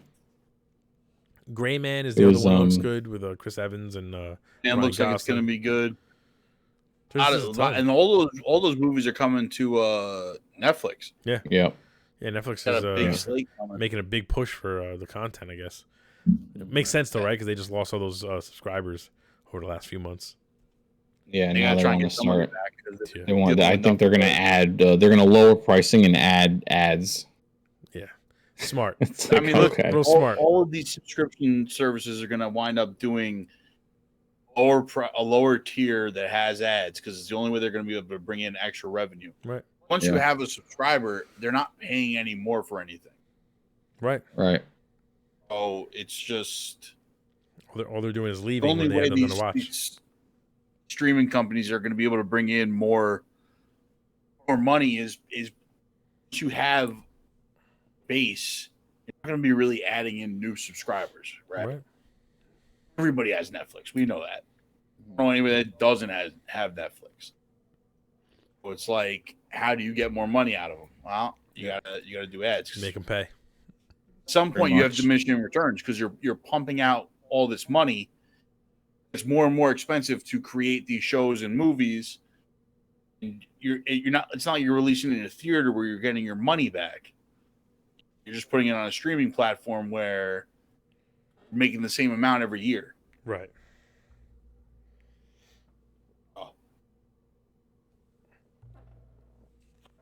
Sorry, I just heard a weird sound coming out of my TV, and I hope it didn't ruin anything on the podcast. But it did gain us a follower if it did, so it's not a big deal. All right, boys. I think that's everything. I mean, I'm sure I could find more stuff, but we're at an hour and 42, longer than normal. Thank you, guys. Thank you to everyone who jumped in. Again, Polar Knights, thank you for following. Yep. I just want to reiterate, if you have a choice to watch a girl doing squats for $1 or us, I'll do squats for $1 if that's what you need me to do, but I don't think that's necessary. All right, boys. So we'll be back. Now, listen, I'm just going to say this now. Based off of the Rangers is going to determine when we go live next week. Right now, it's Tuesday at 8:30. We'll see what happens. We got a big game tomorrow. Yeah, why do they have to make it Tuesdays? Every Tuesday. I know. It's ridiculous. It'll be every Tuesday because it's we got a game tomorrow. We got a game tomorrow. It won't be Tuesday. If they go Thursday. That far, it won't be a Tuesday. Thursday, Saturday, day. It won't be on Tuesday. It won't be on Tuesday. It'll be on Monday. It won't be on Tuesday. 7 will be Monday. So either way, we're good. So we should be good for Tuesday then. So Tuesday at 8:30, we'll be back with the Theater Room podcast. Like I said, Scythe, you mentioned earlier, there's Gamescom, I think, is this weekend, right? So Summer Game Fest, Game Fest, and then the Xbox Showcase as well. Xbox Showcase, I'm very interested in. I'm curious to know what kind of announcements we're going to see there. There's going to be a ton of new stuff, and there's just trailers coming out the ass nowadays. So keep an eye out. If you haven't already, like and subscribe on all the different platforms: Twitch, Twitter, Snapchat, Facebook. What did I forget? TikTok. All the social medias. GGEN or Generational Gaming and Entertainment Network. You'll find us on any one of those spots. Make sure you follow us on YouTube as well. If you weren't able to tune into the podcast, if you're not able to tune into the podcast live, the replays always go up on YouTube, and they'll go up in a podcast form anywhere you want to listen to podcasts. They're available. And thanks, guys, for jumping in and taking this time with me. Anytime. See you guys next week, man. Love you guys. Gen Nation.